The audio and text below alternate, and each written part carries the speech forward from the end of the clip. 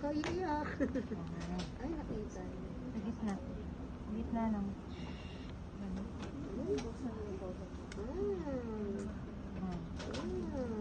Pasok mo. Natusok mo ba? Sa gitna. Sa gitna. Kung hindi pumapasok, ibig sabihin mo lang sa gitna. Konti lang. Matigas ba? May resistance? So, tanggalin mo na. Yun na ulit. Yan isa mo. Inunan mo ba siya?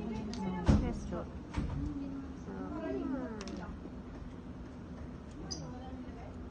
Slowly. Galing naman yung ugnan. Yan. Huwag mo nang hilahin papalit. Push mo na lang. Pwede mo hawakan yung paa. Yan. Yan.